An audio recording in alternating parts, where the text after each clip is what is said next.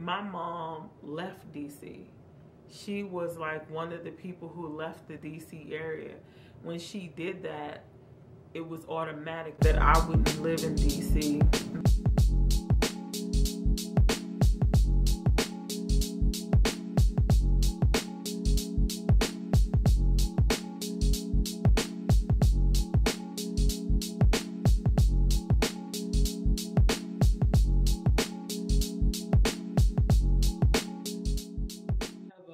A great understanding of, why people do the things that they do now.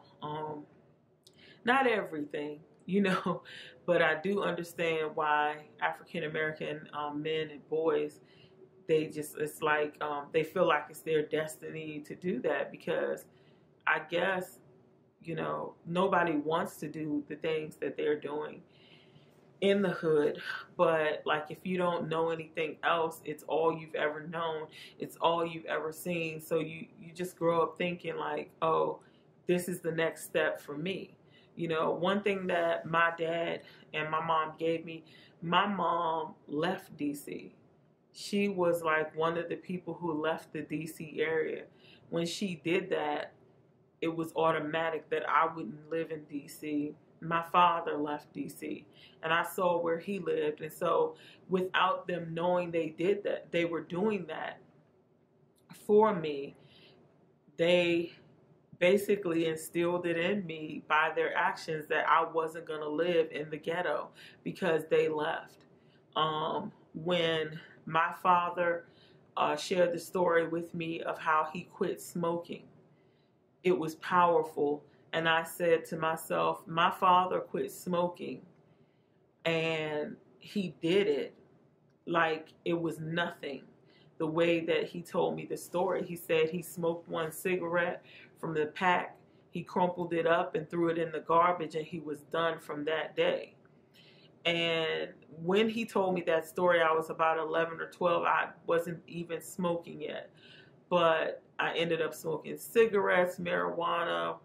I ended up smoking PCP, drinking alcohol, and I even tried crack before it was all over with.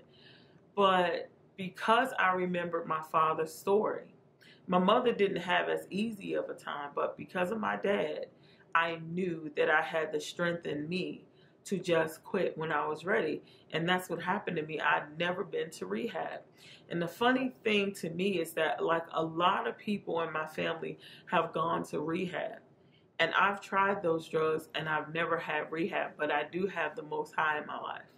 So having God Most High in my life, it makes a big difference. But every person in my family in Washington, D.C. who's gone through rehab has always gone back to doing the drugs or whatever. It's just weird to me how rehab is just like, why doesn't it work, One of the things that I noticed is like people go into rehab and they meet people in rehab who do drugs, and then that helps them to stay on drugs, and it's just really weird, the whole process of how they are supposed to be helping. But yeah, that's my little story about how I got to a point where I had a dream. I've always had a dream. I'm supposed to do something different. I always felt like I was supposed to be different. I'm supposed to do something different. I'm not supposed to be here. I've even had people come up to me and say, when I was living in the Montgomery County area in the public housing, this guy, he was just a maintenance man there, and he said, he was an Indian guy. He's like, John, you do not belong here. He's like, your words, they tell me you do not belong here. And the funny thing was, he was trying to tell me like my mind was out of that place already. And he was saying to me, why are you still here?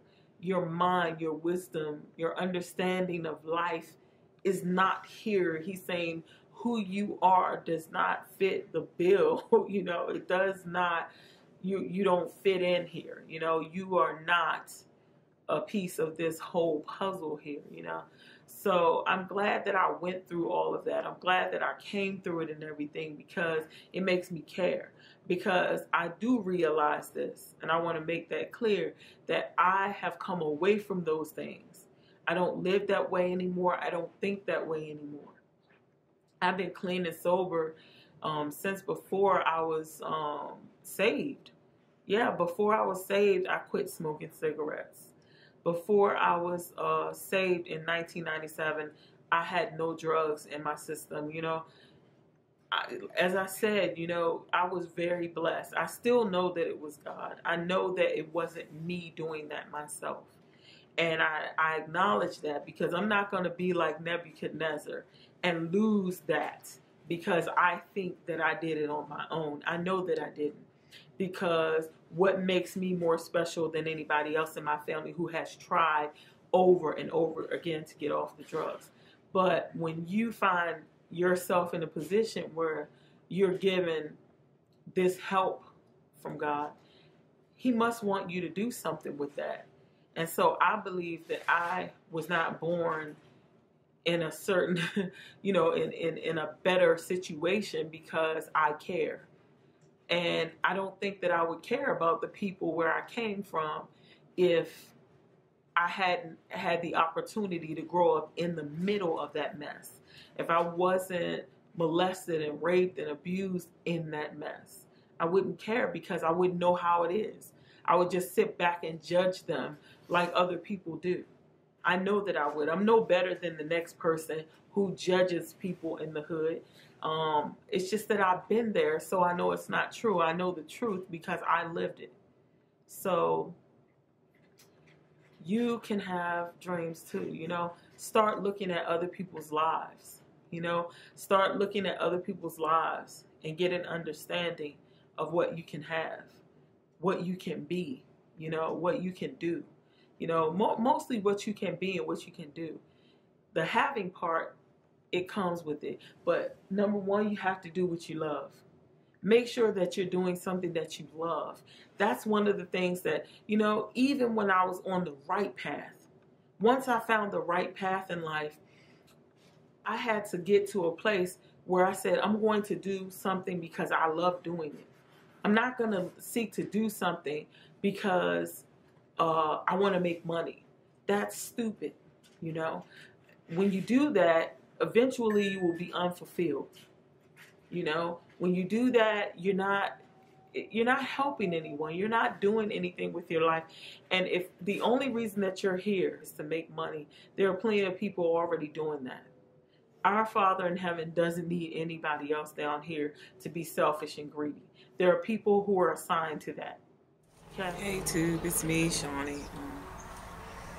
Sitting out here on my porch in my rocker in a more relaxed position. Nobody's out here, just me, myself, and I. But again, I was trying to share about fasting. Yeah, it's really a peaceful time for you, and time for you to reflect and to figure out what you really want to do with your life, and to evaluate what you've done so far, to think about mistakes, how you can better yourself.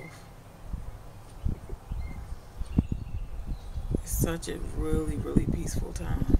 One of the things that I love about fasting is the fact that you can find solitude and time to reflect on things in your life, you know. I want to ask you guys a question. Some people, you know, say that I'm self-centered,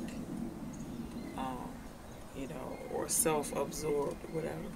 But, you know, I like to think that those are worldly terms, because from what I understand, we should be really working on ourselves and trying to better ourselves. And I always thought it was really stupid of people to be so busy in someone else's affairs, that they don't have time to think about their own life and what's going on with them. And so if you're so focused on other people, like in your neighbor's business, like, then how do you have the time to really focus on or reflect on yourself and your own life and, your mistakes, things that you want to improve within yourself? So I don't call it being self-centered. I'm just ever learning and always trying to improve. That's the way I see myself, as a person who seeks to improve herself.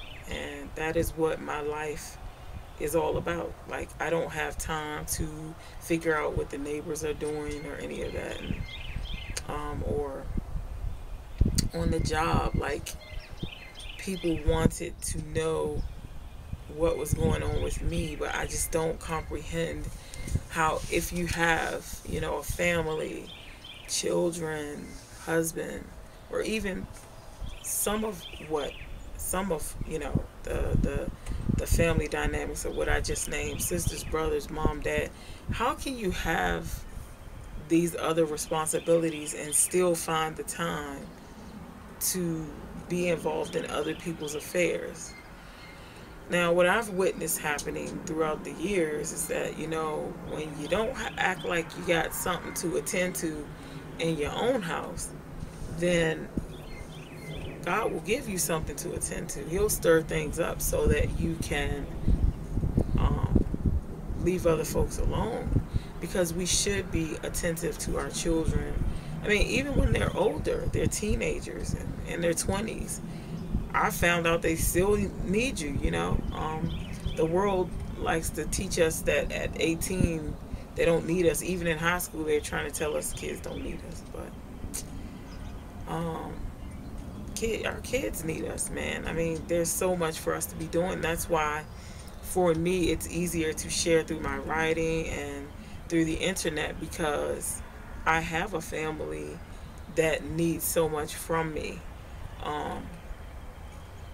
And apart from, close friends, like, I am kept busy by dealing with my family, honestly, very busy. So, yeah. So my question to you all is, don't you think that there's a difference between being self-absorbed or self-centered, and being the person that just seeks to improve his or herself? Like, what do people mean when they say that? Like, I'm just focused, I believe, anyway. So if I seem really self-absorbed, I would be more than happy to hear from others who think, if you think I'm self-absorbed, it's okay. Criticism is welcome. I mean, it's I believe you all are, most of the people who follow me anyway, pretty much like me. So I don't think that you would just say something to hurt my feelings. And it can't hurt my feelings, because, again, I'm just seeking to improve myself. But yeah, that's why, when I get involved with other people, and if the situation is too complicated of a friendship for me or something, I have to pull out, because I don't want to neglect my kids. I don't want to neglect the friends that I already have. He who has friends must show himself friendly. How can I show myself friendly if I'm so busy trying to make 1,000 friends? Okay, let's lower the number. I'm so busy trying to keep 10 or 12 friends that I don't really attend to, the 3 or 4 friends that I already have. You know what I'm saying? People need attention. People need love. They need to know that you care. And so I know my limit. I know what I can handle. I know that I get to a point where I feel overwhelmed if I have too much work before me.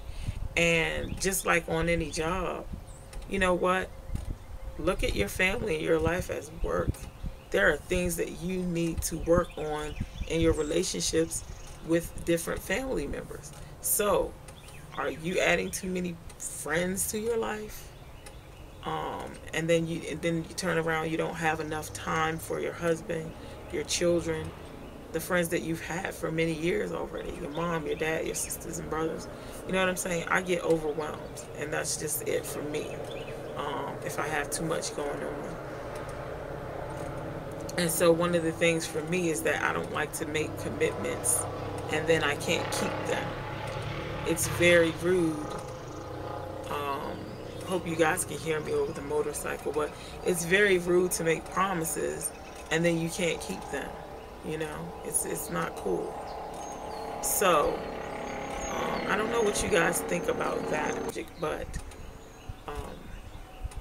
I'd love to hear your opinion.